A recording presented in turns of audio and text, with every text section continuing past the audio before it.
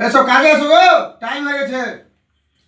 আরে তুই ডাকে দিলে কাজে চলো আরে দুটি তো খাবার টাইম আছে না, খাইতে খাইতে চলে যাবে তোমার কাজে। হ্যাঁ, আর দুটি ভাত খেতে বলে শান্তি নাই, কিছু করে শান্তি নাই, এরকম হলে হয়? শুধু বলে কাজে চলো, ভাতটা খাবো, কাজে যাবো না, কাজে চলে যাবো, কাজে চলে গেছে। এই হেড মিস্ত্রি টাইম হয়েছে, ওই জন্য তোকে ডাকছে। তাকে চিল্লা ভাব করছিস কেন রে? তুই বলে ঠিকাদার লোকের সামনে বলছে যে তারিখ বল, খুব কাজে আসতে লেট করে। তোকে নিশ্চয়ই তোকে স্মরণ করেই বলেছে বেশিরভাগটা। তো ওই গাছের দোষ দিচ্ছিস কেন ঠিকাদারের? আমাকে বলে লস হবে না? অন্য লোক 15টা দিয়ে কাজ চলেছে, আর তুই 9টা 10-এ 5-এ যাচ্ছিস। লোক কি বলবে রে? ওই ঠিকাদারকে যে বকবে, ঠিকাদারকে বলবে যে 60-এ আছে।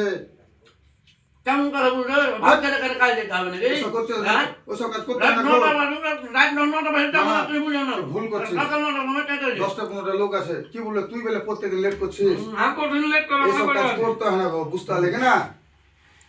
আগে উঠে যাবি ঘুম থেকে, তুই নাকি বলে আবার 8টার দিকে ঘুম থেকে উঠিস।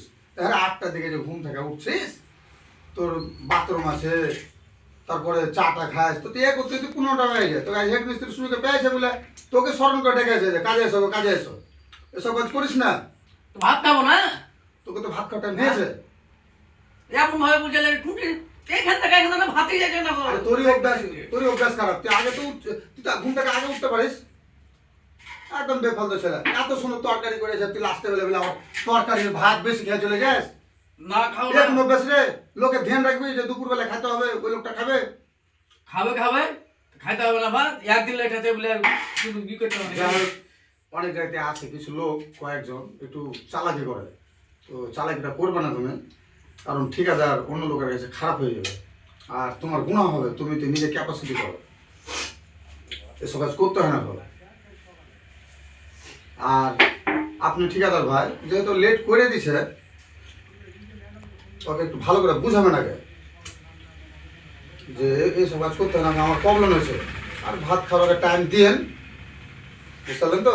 ভাত খাওয়ার টাইমটা অবশ্যই দিয়েন। অনেক জায়গায় আছে টাইম হয়নি কাজে যাওয়ার, তাও খ্যাচ করে আপনারও গুণা হয়ে যাবে, বুঝতে পারলেন কি না? আর যাক, ভালো থাকেন। আসসালামু আলাইকুম।